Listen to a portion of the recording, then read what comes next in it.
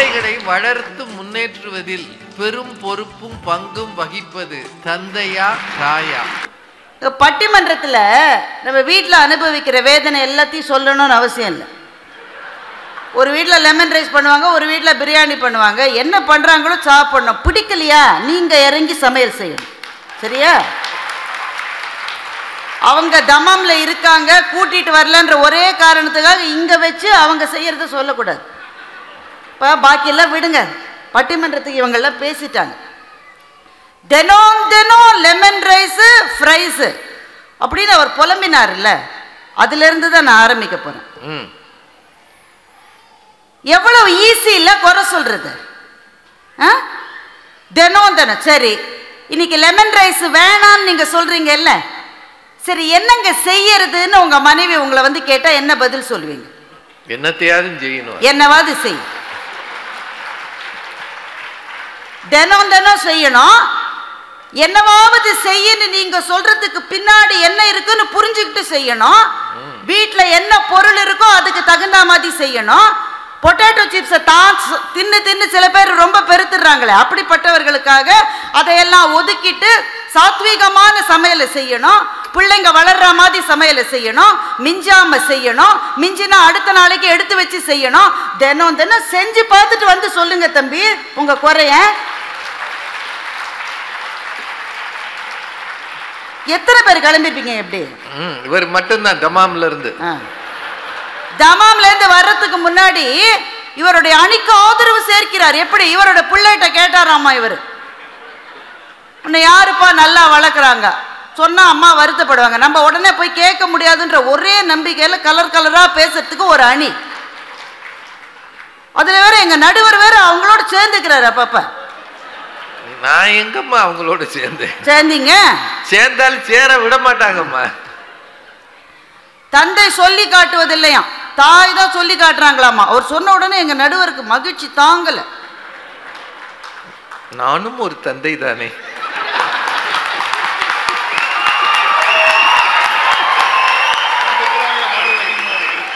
இல்ல இப்ப தம்பி செந்தில் தம்பி, நீங்க சாட்சி. இந்த பட்டிமன்றமே எனக்கு இப்ப சந்தேகமா இருக்கு. நடுவரா இருக்கிற போது நான் தாயி நான் தந்தைல யோசிச்சுட்டு வந்தா நடுவராகவே இருக்கக்கூடாது. அதாவது முக்கால்வாசி பட்டிமன்றம் முடிஞ்ச பிறகு நடுவர் மேல நம்பிக்கையில தீர்மானம். அந்த அணியே சரியில்லை நடுவர் அவர்களே. உண்மைமா, அதை நான் கண்டுபிடிச்சிட்டேன். இவங்களுக்குலாம் தெரியுங்க, சில பேர் வக்கீலா இருப்பாங்க, அவங்க ப்ரமோட் ஆகி ஜட்ஜ் ஆயிடுவாங்க. அப்படித்தானே? ஜட்ஜ் ஆன பிறகு போன கேஸ்ல என்னை எதிர்த்து எந்த வக்கீல் பேசினாங்கன்னு யோசிச்சு தீர்ப்பு எழுதினா அவர் ஜட்ஜ் பொசிஷனுக்கே அவருக்கு தகுதி இல்லைன்னு அர்த்தம். இதன் மூலம் நீங்கள் ராஜாவுக்கு உணர்த்துவது, ராஜா என்கிற நடுவர் அப்படிப்பட்ட தவறையெல்லாம் செய்யக்கூடியவர் அல்ல என்பதை இந்த மன்றத்துக்கு நான் தெரிவிக்கிறேன். இதை சொல்லாமலே இருந்திருக்கலாம். ராஜபிரபு சாருக்கு என்ன ப்ராப்ளம்? அவர் ஆபீஸ்ல இருந்து வராரு, வந்தோடனே அவங்க வீட்டுக்காரமா பையனை ஹேண்ட் ஓவர் பண்ணிட்டு கொஞ்ச நேரம் ரிலாக்ஸ் பண்றாங்க அப்படின்னு அவர் சொல்றாரு. சார் 9 மாசம் பிள்ளைய சுமந்து பெக்கிறோம்ல, கொஞ்ச நேரம் நீங்க வச்சுக்கங்கன்னு சொல்ல முடியுமா? சொன்னாதான் நீங்க வாங்க முடியுமா? அந்த பொறுப்பு முழுமையான பொறுப்பு சார். ஒரு பொண்ணு 10 நிமிஷம் போன் பார்க்கறத உங்களால சகிச்சுக்க முடியல, ஏன்? அந்த 10 நிமிஷம் அவன் அடிக்கிற லூட்டியை உங்களால தாங்க முடியல. அப்ப நாள் முழுக்க எத்தனை பிள்ளைங்க சின்ன பிள்ளையா இருக்கும்போது சிலதெல்லாம் பிறக்கும் போதே ஒரு வரம் வாங்கிட்டு வரும், நான் இரவு உறங்குவதில்லைன்னு ஒரு வரம் வாங்கிட்டு வரும். பகல் முழுக்க தூங்குங்க, நமக்கே எரிச்சலா இருக்கும், எழுப்பி கூட பார்ப்பாங்க, எந்திரிக்கவே எந்திரிக்காது. பகலெல்லாம் 12 மணி நேரம் 14 மணி நேரம் தூங்கிட்டு நம்ம சோத்தை தின்னுட்டு முடியாம அப்படிமா பாருங்க, அப்பதான் ஃப்ரெஷ்ஷா எந்திரிச்சு உட்கார். அப்ப ஹேண்ட் ஓவர் பண்றாங்களா உங்கள்கிட்ட? ஐயோ அவர் நாளைக்கு ஆபீஸ் போகணும்னு சொல்லிட்டு அந்த ரூம்லயே கூட பிள்ளைய வைக்காம இன்னொரு ரூம்ல வச்சு ராத்திரிலாம் வருகிற தூக்கத்தோடு அந்த பிள்ளையோடு போராடுகிற பெண்ணை பார்த்து உங்களுக்கு சொல்றது அப்பப்போ எங்கள்கிட்ட கொடுத்துட்டு அவங்க பாட்டுக்கு போனை பார்த்துட்டு இருக்காங்க. அவர் சொல்றாரு போனை காமிச்சு காமிச்சு சோறு ஊட்டுறாங்க. ஒரு நாள் சோறு ஊட்டிருக்காங்களா சார்? நீங்க சொல்லுங்க, நீங்க எனக்கு சார் நேற்றைக்கு போனை காமிச்சு சோறு ஊட்டலாம் நமக்கெல்லாம், ஏன் போன் இல்ல அதனால காமிக்கலாம், அவ்வளவுதான் விஷயம். இன்னைக்கு இருக்கு. அந்த பிள்ளை அதை பார்த்துட்டு 2 வாய் கூட சாப்பிட மாட்டானான்னு ஒரே ஒரு ஆதங்க சார். வேற என்ன சார்? இதெல்லாம் ஒரு அம்மா வேலையா, நீங்க ஏன் தலையிடுறீங்க? நீங்க போனை பார்த்துக்கிட்டே சோறு திட்டுற அந்த பிள்ளை பார்த்துக்கிட்டு இருக்குல்ல, அது வேற எப்படி வளரும்? அது அந்த அம்மா 2 சட்னி செஞ்சு வச்சிருக்கு சார். வெள்ளை சட்னி, சிவப்பு சட்னி செஞ்சு வச்சிருக்கு. இவர் போனை பார்த்துக்கிட்டே இப்படி இப்படி இப்படி ஒரே ஒரு சட்னி சாப்பிட்டு வந்துட்டார். தக்காளி சட்னி எப்படி இருந்தது? தக்காளி சட்னி இருந்தது அப்படிங்கிறார். அப்போ சார், அம்மாக்கள் தாங்கள் செய்ததை சொல்லிக்கொண்டே இருக்கிறார்கள் என்று அந்த அணியிலிருந்து ஒரு வாதம் வந்தது. எங்கள் நடுவர் வேற அந்த வாதத்தை ரொம்ப பெருசா பேசி உயர்த்தி காட்டினார். அது ஆண்கள் அட்வர்டைஸ்மெண்ட் பண்றது இல்லைன்னு சொன்னாங்க. பிரச்சனை அது இல்ல. அம்மாக்கள் தான் செய்ததை மாத்திரம் சொல்லுவதில்லை, எல்லாவற்றையும் பேசிக்கொண்டே இருக்கிறாள். she communicates better. ஆண்கள் வாயையே திறக்க மாட்டேன்றீங்களா? அதானே எங்களுக்கு பிரச்சனை. அவ செஞ்சதை சொல்லுவா, தன் பிரச்சனையை சொல்லுவா, பையன்ட்டு தன்னுடைய மன வருத்தங்களை சொல்லுவா, தன் சந்தோஷம் எல்லாத்தையுமே சொல்றா சார். அவ தொடர்பு கொண்டு கொண்டே இருக்கிறாள் பிள்ளையோட. நீங்க வாயை மூடிட்டு, வாயை எப்பப்பாவது மூடிட்டே வச்சுட்டு என் பையன் என்னிடம் அன்பு காட்டுவதே இல்லை. எப்படி சார்? வார்த்தைகளிலே இருக்கிறது சார் வாழ்க்கை. வார்த்தையை வெளியில சொல்லாமலே ஒரு அன்பை எப்படி உங்களால் உருவாக்க முடியும்? அம்மாக்கள் நான் ரொம்ப உயர்ந்தவன், நான் தான் உன்னை நல்லா வளர்ந்த அப்படி சொல்றது இல்ல. அவ எல்லா விஷயத்தையும் பற்றி பேச விரும்புகிறார். நீங்க பேசாம இருக்கிறதுனால தான் பிளவு ஜாஸ்தியா இருக்கு. இதுல ராஜபிரபு வந்து ரொம்ப நல்லா பேசிட்டு சில பேருக்கு அபிப்பிராயம். அப்பப்ப சில பேர் சொல்லல, நான் தான் சொன்னேன். நான் சொல்லி ஒரு விஷயம் ரொம்ப பிரபலமாச்சு. 5 வயசுல பையன் சொல்லுவான் மை டாட் இஸ் கிரேட்னு சொல்லுவான். அது எல்லாரும் அந்த வசனத்தை பல பேர் சொல்லி அதை வந்து இவர் சொல்ற, அப்படி சொன்ன பாரதி மேடம் இந்த அணியில் இருக்கலாமா? நான் தான் சொன்னேன் இல்லைங்களையே. என்ன சொன்னேன்? 5 வயசுல எங்க அப்பா கிரேட்ன்றான். திரும்ப சொல்றது 50 வயசுல சொல்றான். நடுவுல 45 வருஷம் அந்த உறவு முழுமையா விலகி இருக்கணும். அப்படி விலகாதபடி அதை இழுத்து பிடித்து ஒன்றாக வைத்துக் கொண்டிருப்பது தாய் என்பது அங்கே நான் சொல்லாமல் விட்டது. இந்த மேடையில நான் சொல்லுகிறேன். அது இதுதான் இட்டு நிரப்புறது இல்ல சார், இழுத்து பிடிப்பது. இது இட்டு நிரப்புவது அல்ல, இது இழுத்து பிடிப்பது சார். ஒவ்வொரு பையனும் தன்னுடைய டீனேஜுக்கு வர்ற போது, குறிப்பாக மகன்கள், தன்னுடைய தந்தையை மீறி செல்வதை மாத்திரமே விரும்புகிறார்கள். நீங்க ஒவ்வொருவரும் உங்களுடைய இளமை காலத்தை நினைத்து பாருங்கள். தகப்பனை மீறி செல்வதுதான் ஒரு மகனுடைய ஆசையாக விருப்பமாக இருக்கிறது.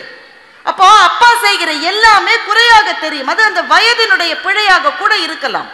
ஆனால் அப்படி மீறி செல்லுகிற மகன்களையே, பாவண்டா உனக்காக தானடா இவ்வளவு வேலை செய்யறாரு, என்னடா ஒரு முகத்தை பார்த்து ஒரு வார்த்தை கேட்டா என்னடா உனக்கு என்று கேட்டு கேட்டு அந்த உறவு அருந்து போகாமல் காப்பாற்றுகிற பாலமாக பெண்கள் தான் இருக்கிறார்கள். இது இட்டு நிரப்புவது அல்லது இழுத்து பிடிப்பது. உடனே மாமனாருக்கும் மருமகனுக்கும் எப்போதாவது சண்டை வந்திருக்கிறதா? கேட்டது யாரு? நானு. ஏமா எனக்கு பதில் சொல்றீங்களா? அவங்களுக்கு பதில் நான் அவங்களுக்கு தான் பதில் சொல்லணும். நீங்க 3ஓட 4 அங்க போய் உட்காந்துட்டா உங்களுக்கு சேர்த்து நான் பதில் சொல்ல வேண்டியிருக்கு. இப்போ இதுதான் இழுத்து பிடிப்பது. மாமனாருக்கும் வந்தது இல்லையா சண்டை? போன தலைமுறை வரையில் வரதட்சணை என்கின்ற பிரச்சனை இப்பவும் இருக்கு. யார் யாருக்கு நடுவுல பிரச்சனை? அது அதிலே கிடந்து வாடியது முழுக்க பெண்கள். ஆனால் பிரச்சனை யாருக்கு? மாப்பிள்ளை கேட்கிறார், மாமனாரால் கொடுக்க முடியவில்லை என்பதால் தான் எத்தனை தலைமுறை பெண்களினுடைய வாழ்க்கையை இருட்டறையில் இருந்தது. பிரச்சனை வந்தது இல்லையா? சரி, மாமியாருக்கும் மருமகளுக்கும் தான் பிரச்சனை வருது. ஏன் 2 பேரும் ஒரே வீட்டில் இருக்காங்க, நீங்க போய் உங்க மாமனார் வீட்டில் இருங்க, அப்போ உங்களுக்கும் உங்க மாமனாருக்கும் பிரச்சனை வரும். சேர்ந்து இருந்தா தானே சார் அங்க பிரச்சனை வரும். அந்த வாய்ப்பு எல்லாருக்கும் கிடைப்பதில்லை. அவருடைய தந்தையை பற்றி சொன்னார். அது ரொம்ப உருக்கமாக இருந்தது. கூலி வேலை செய்தாவது உன்னை காப்பாற்றுவேன் அவர் சொன்னார். எத்தனையோ தகப்பனார்கள் அப்படி சொல்லுகிறார்கள் சார். எவ்வளவு தகப்பனார்கள் சொல்லுகிறார்கள். தந்தை சொல் மிக்க மந்திரம் இல்லை என்பது எவ்வளவு சத்தியம் என்பது எங்களுக்கும் தெரியும். ஆனால் ஒன்று யோசிச்சு பார்த்தீங்களா? கொரோனா 2 வருஷம் இங்கே எப்படி இருந்தீங்கன்னு எனக்கு தெரியாது, ஊரில் எப்படி இருந்தாங்கன்னு எனக்கு தெரியும். எத்தனை ஆண்களுக்கு வேலை போனது. திரும்ப வேலைக்கு வர முடியுன்ற கட்டாயமே அவங்களுக்கு கிடையாது. ஆனால் அந்த குடும்பத்தில் ஒரு வேளை கூட ஒரு வயிறும் பசியாமல் இருந்தது அவருக்கு யார் காரணம்? அந்த பெண் எப்படி இட்டு நிரப்பினாள்? அங்கதான் இட்டு நிரப்பினாள். அவன் எதை வாங்கினா, எதை வித்தா, எதை அடகு வச்சா, எதை போட்டு எப்படி சமைச்சு ஒருத்தருக்கும் தெரியாது. ஆனா சமாளிச்சாளா இல்லையா? 2 வருஷம் சிதைந்து போன மனங்களை திரும்பவும் எழுந்து நிமிர வைத்தாளா இல்லையா? சரி, எத்தனை வீட்டில் சார் சாமியாரா போன அப்பாக்கள் உண்டா இல்லையா? அனுப்பிட்டாங்க. சரி, அனுப்பிச்சுட்டாங்கன்னே வைங்க, அனுப்பிச்சுட்டாங்கன்னே வைங்க. நீங்க சொல்ற மாதிரி அனுப்பிச்சுட்டாங்க. எதனால அனுப்புறாங்க? அவரோட தொல்லை தாங்க முடியாம அனுப்புறாங்க. சரியா? அவரும் போயிடுறாரு. அந்த குடும்பத்தில் இருக்கிற குழந்தைகளை ஒத்த பொம்பளையா வளர்த்த வீடுகள் எத்தனைன்றதுக்கு கணக்கு வழக்கு ஏதாவது இருக்கா? என்ன சார் பேசுறீங்க நீங்க?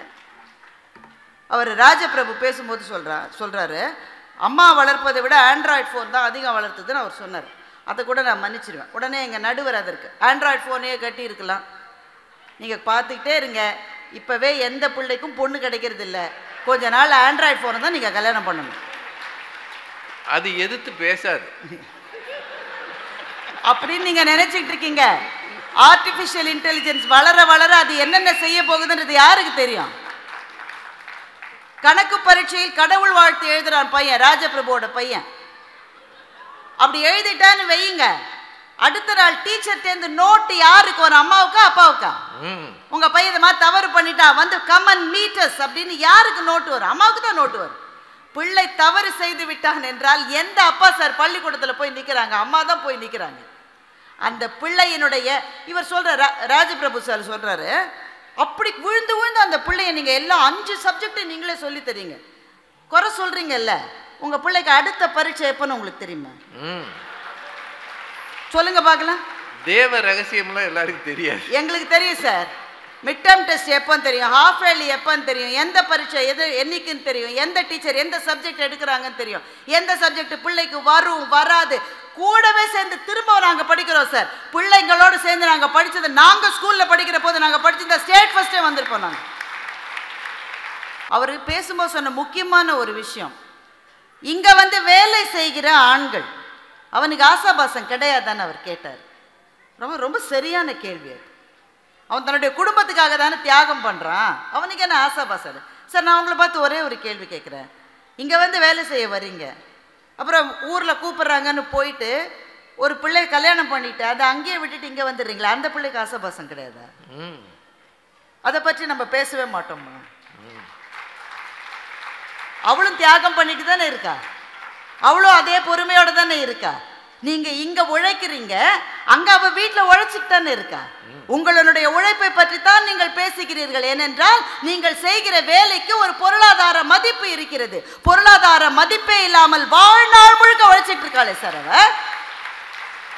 33 வருஷம் இந்த மண்ணில் இருந்தாச்சு, திரும்பி போறேன்னு ஒரு ஆண் சொல்லுகிறார். அவர் தவறி போயிட்டார். அவர் சொல்றாரு, தவறி போலன்னு வச்சுக்கீங்களேன், திரும்பி போய் என்ன சொல்லுவார்? அவர் 33 வருஷம் உழைச்சிட்டேன், இனிமே நான் நிம்மதியா இருக்க போறேன்னு. அவருடைய மனைவி அப்படி சொல்ல முடியுமா? அந்த அம்மா என்னைக்கு அதனுடைய வாழ்க்கை முடிகிறதோ அன்னி மட்டும் ரிட்டையர்மெண்ட்டே கிடையாம உழைத்து கொண்டு இருப்பது அந்த அம்மா தானே சார். ஏன் சார் அது உங்களுக்கு தெரிய மாட்டேங்குது? அவர் முதல்ல பேசினவர் இன்னும் வரலேன்னு பார்த்தேன், பொன் சங்கர் சார். அவர் இன்று புறந்தருதல் எந்தலை கடனே, சான்றோ நாக்குதல் தந்தைக்கு கடனே. அப்போ புறந்தருதல் மாத்திரம்தான் தாயினுடைய வேலை, சான்றோனாக ஆக்குவது தந்தையினுடைய வேலை என்று அவர் சொன்னார். நீங்கள் புறநானூரில் ஒரே ஒரு பாட்டை மாத்திரம் படிச்சுட்டு மேடைக்கு வரக்கூடாது. அதே புறநானூறு வீர தாய்மார்களை பற்றி பேசுகிறது. போர் வந்த போது அந்த பெண்ணினுடைய தகப்பன் முதல் நாள் போரில் இறந்துட்டான், அந்த பெண்ணினுடைய கணவன் அடுத்த நாள் போரில் இறந்துட்டான். 3வது நாள் செருப்பரை கேட்டு விருப்புற்று மயங்கி ஒரு மகன் அல்லது இல்லோள் செருமுக நோக்கி செல்லன விடுமே என்றும் புறநானூறு சொல்லியது.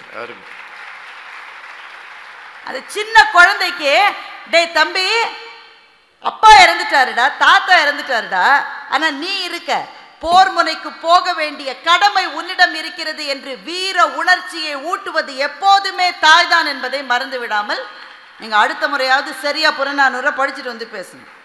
அடுத்த தடவை சொல்லிடுவார். அவர் எங்களை பார்த்து கேட்குறார், அப்பாவை பிடிக்காத பெண்கள் உண்டா? கிடையாது. இது பட்டிமன்ற தலைப்பா இன்னைக்கு? பெண்களுக்கு எல்லாம் அப்பாவை பிடிக்குமா பிடிக்காதா? நாங்களாம் பிடிக்காத அணியில் பேசுகிறோம், அவர் பிடிக்காத அணியில் பேசுகிறாரா? சரி, எங்களுக்கு எங்கள் அப்பாவை ரொம்ப ரொம்ப பிடிக்கும் சார், ரொம்ப ரொம்ப பிடிக்கும். யார் சொன்னது எங்களுக்கு பிடிக்காதுன்னு சொல்லிட்டு? பெண்ணுக்காக கண்ணீர் விடுகிற தகப்பனார்கள் உண்டு, தியாகம் செய்கிற தகப்பனார்கள் உண்டு. நான் இங்கே கேட்பது ஒன்று தான். நீங்கள் உங்களுக்கு திரும்ப பேச உங்களுக்கு வாய்ப்பில்லை, ஆனால் நடுவரை கிட்டத்தட்ட உங்கள் அணியில் தான் இருக்கிறார். உங்களுக்காக அவர் பதில் சொன்னாலும் சொல்லுவார். ஒரு நடுவர் மீது இவ்வளவு நம்பிக்கை வைத்த ஒரு பேச்சாளரை நான் பஹ்ரைனில் தான் பார்க்கிறேன். எதனால சார் சொன்னாங்க? கடவுள் எல்லா இடத்திலும் இருக்க முடியாது, அதனால் தாய்மார்களை படைத்தார் என்கின்ற வேதம் இந்த மண்ணில் எப்படி வந்தது என்று உங்களை நான் கேட்கின்றேன். அந்த வாசகம் பொய்யா? அப்போ உபனிஷத்திலிருந்து ஒரு வாசகம் சொல்லுகிறது, 100 ஆசிரியர்கள் ஒரு ஞானாசிரியனுக்கு சமம், 100 ஞானாசிரியர்கள் ஒரு தகப்பனுக்கு சமம், ஆனால் 100 தகப்பன்கள் கூட ஒரு தாய்க்கு சமம் இல்லை என்ற வாசகம் எப்படி வந்தது என்று நான் கேட்கின்றேன். சார், பேணுவது என்பது போற்றுவது, அந்த சொல் தான் பேணுவது என்ற சொல்லாக வருது. நர்ச்சரிங் என்று ஆங்கிலத்தில் சொல்றோம். இயற்கை பெண்களை படைத்திருக்கிற விதமே நர்ச்சர் பண்றதுக்காகத்தான். மெட்டர்னல் இன்ஸ்டிங்ஸ் என்பது பெண்ணுக்கு இயற்கை கொடுக்கின்ற ஒரு மாபெரும் வரம்.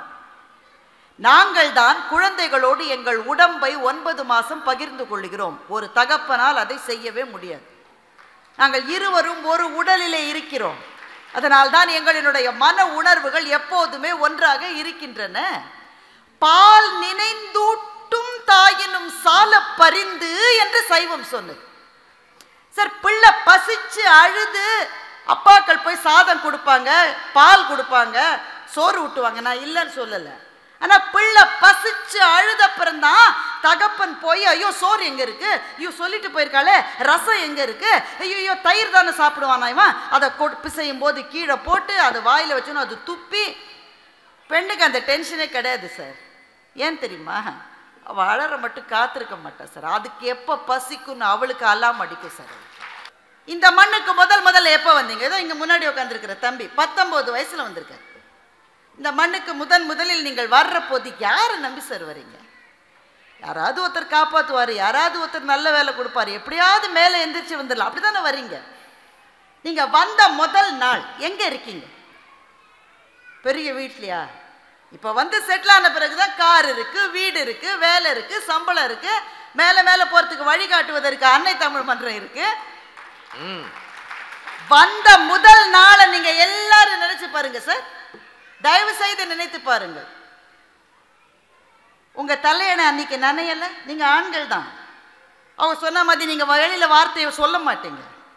இல்லை மற்றவங்க முன்னாடி நாங்களும் அழுதுருவோம், மற்றவங்க முன்னாடி நாங்கள் அழுவோம், நீங்க அழ மாட்டீங்க. அன்றைக்கு இரவு உங்க தலையணை நனையல, எதை நினைச்சு சார் அழுதிங்க? என் ஃப்ரெண்டை விட்டுட்டு நான் அதுக்கு அழுதிங்க. இந்த அம்மாவினுடைய கை உங்களுடைய ஞாபகத்துக்கு வரல? அவளுடைய சேலை தலைப்பை ஒரு முறை பிடிக்க வாய்ப்பு கிடைத்தால் எவ்வளவு நல்லா இருக்கும் நீங்க நினைக்கல? இங்க வந்த முதல் வாரமே திரும்பி போகணும்னு நினைக்காத ஒரு ஆண் இந்த அரங்கத்தில் இருந்தா சொல்லுங்க, நாங்க மேடையில இருந்து இறங்கி. முதல் வாரம் நான் ஊருக்கு திரும்பி போகணும்னு நினைக்காத ஒருத்தர் இங்க இருப்பீங்களா சார் இந்த அவையில? எதனால சார் திரும்பி போகணும்னு நினைப்பீங்க? நான் போய் எங்க அப்பாவோட தோல்ல, அதுக்கா அம்மாவை விட்டு பிரிஞ்சு இருக்க முடியாம தானே சார் அழுதிங்க. இந்த பாசம் என்பது எதனால் வந்தது என்றால் அவளுடைய தியாகத்தால் வந்தது. அப்பாக்கள் தியாகம் செய்யலன்னு நான் சொல்லல, ஆனால் அப்பாக்களினுடைய உலகம் பொருளாதார உலகத்தோடு பிணைக்கப்பட்டிருக்கிறது. அவர்கள் செய்கிற வேலை, அவங்களோட பிசினஸ், அவங்க சம்பாதிக்கிற பணம், இதுதான் வீட்டை நடத்த உதவுகிறது, நான் மறுக்கல. ஆனா அதனாலேயே அவர்களுடைய மனத்தில் இருக்கிற மென்டல் ஸ்பேஸ் இருக்கே, அதில் அவர்களுடைய வேலையும் அவர்களுடைய தொழிலும் தான் முதலிடத்தை பிடிக்கிறது. ஒரு தாய் என்றைக்கு தாயாகிறாளோ அந்த நொடியிலிருந்து அவளுடைய மனம் என்பது குழந்தையோடு மாத்திரமே பிணைக்கப்பட்டிருக்கிறது. அவ பெரும் நிறுவனங்கள்ல அவ ஒரு அதிகாரியா இருக்கலாம், ஏன் இங்க ஒரு எம்பியா கூட இருக்கலாம். ஆனா வீட்டுல பிள்ளைக்கு ஒரு பிரச்சனை என்றால் அதற்கு பிறகு அவளுடைய கெரியர், அவளுடைய சம்பாத்தியம் எதுவுமே அவளுக்கு முக்கியம் இல்லை. எதையும் அவள் தூக்கி எறிவாள். தன் கணவன் உட்பட எதையும் தூக்கி எறிவாள் பிள்ளைக்கு ஒரு பிரச்சனை என்றால். பேணி வளர்ப்பது என்பது அப்படிப்பட்டது சார். நடுவர் மணி அடிச்சிட்டார், அதனால ஒரே ஒரு கவிதையை மாத்திரம் சொல்லிட்டு நான் முடிச்சுக்கிறேன். பாரதிதாசனுடைய கவிதை அது. பாரதிதாசன் ஒரு கவிதை எழுதினார், அதோட நான் முடிச்சுக்கிறேன். அந்த அப்பதான் பிள்ளை பிறந்திருக்கு. அந்த அம்மா கொஞ்சம் பருமனான அம்மா, பிள்ளை. அந்த பிள்ளைய பக்கத்தில் போட்டுக்கிட்டு, ரொம்ப பக்கத்தில் போட்டுக்கிட்டு தன் கையையும் பிள்ளை மேலே போட்டுக்கிட்டு அவள் தூங்கிட்டு இருக்கா. அதான் அந்த பிள்ளை. இது நான் முன்னாடி சொன்னேன் அந்த மாதிரி பிள்ளை. தூங்கவே தூங்காமல் அப்போதான் தூங்கியிருக்கு. அவளும் களைச்சு தூங்கிட்டான். பிள்ளை என்னுடைய அப்பா வரான். அடிப்பா, இவ ஏற்கனவே வெயிட் ஜாஸ்தி, இவ கையை தூக்கி பிள்ளை மேலே போட்டிருக்காளே, பிள்ளை நசுங்கிற போகிறதுன்னு நாங்கள் என்ன பண்ணால் ஒரு கல் எடுத்து அந்த தன்னுடைய மனைவி மேலே போட்டான். அந்த அம்மா அப்போ கூட தூங்குது. அப்பவும் தூங்கிட்டு இருக்கு அந்த அம்மா. இரண்டாவது கல் எடுத்து சரியா குறிப்பாத்து போட்டான். அது தூக்கமே கலையலை, அப்பவும் தூங்கிக்கிட்டே இருக்கு. ஐயோ, இவ எந்திரிக்கவே மாட்டா போல இருக்கே. ஆனால் பிள்ளையை எழுப்பாம அவளை எப்படி எழுப்புறதுன்னு அவனுக்கு தெரியல. அதனால என்ன பண்ணா, அங்கே ஒரு மல்லிகைப்பூ இருந்தது. அந்த மல்லிகைப்பூவை எடுத்து அந்த குழந்தை மேலே போட்டான். அந்த தாய் அப்போதும் தூங்கி கொண்டு தான் இருந்தாள், விழிக்கவில்லை. ஆனால் தூக்கத்திலேயே அவளுடைய கை வந்து அந்த மல்லிகைப்பூவை குழந்தை மேலிருந்து எடுத்து கீழே வைத்துவிட்டு திரும்பவும் குழந்தையை அணைத்து கொண்டு 2 பேரும் தொடர்ந்து தூங்கினார்கள். இது நான் சொல்லுவதல்ல, இது பாரதிதாசனுடைய கவிதை. ஏன் அம்மா மீது நமக்கு அப்படி ஒரு பாசம் சுரக்கிறது? ஏனென்றால் அம்மாவினுடைய நெஞ்சத்துக்குள் ஒன்றே ஒன்று தான் உண்டு. அவளுக்கு எல்லாமே முக்கியம். அவளோட புடவை முக்கியம், அவளோட நகை முக்கியம், அவளோட உறவு முக்கியம், கல்யாணம் முக்கியம், காட்சி முக்கியம், எல்லாம் அவளுக்கு முக்கியம். அதை பற்றிலாம் பேசிக்கிட்டே இருப்பாள். ஆனால் பிள்ளைக்காகன்னு வந்துட்டா இது எதுவுமே அவளுக்கு அதுக்கு பிறகு முக்கியமே கிடையாது. பிள்ளை ஒன்று தான் முக்கியம். அந்த பிள்ளைக்கு 1 வயசு ஆகலாம், 20 வயசு ஆகலாம், 40 வயசு ஆகலாம், 60 வயசு ஆகலாம். என் பிள்ளைக்கு எதுவுமே தெரியாது என்று சொல்லுவது அவளுடைய அறியாமையால் அல்ல, அவளுடைய அன்பினால். அதனால்தான் அந்த பாப்பா ரொம்ப அழகாக சொன்னான், அம்மா போன பிறகு கூட அந்த வீட்டுக்கு நாம் போனால் அம்மா வீட்டுக்கு போகிறேன்னு மாத்திரம்தான் நம்மளால் சொல்ல முடியும். தாய் என்பவள் தனிமையிலே நாம் தேடுகின்ற ஒரு உறவு. தாயை இழந்தவர்கள் ஒவ்வொருவருக்கும் தெரியும். எந்த துயரம் வந்தாலும் என் நெஞ்சுக்குள் ஒரு வரிதான் வரும், தாயின் மடியில் தலை வைத்திருந்தால் துயரம் தெரிவதில்லை.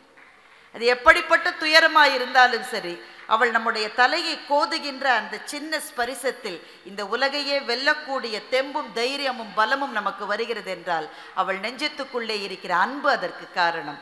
தந்தைமார்கள் வணக்கத்துக்குரியவர்கள். தந்தை சொல் மிக்க மந்திரமில்லை என்பது சத்தியம். ஆனால் அந்த தகப்பன் கூட தாய்க்கு பிறகுதான் என்று சொல்லி நல்ல வாய்ப்புக்கு நன்றி பாராட்டி முடிக்கும்.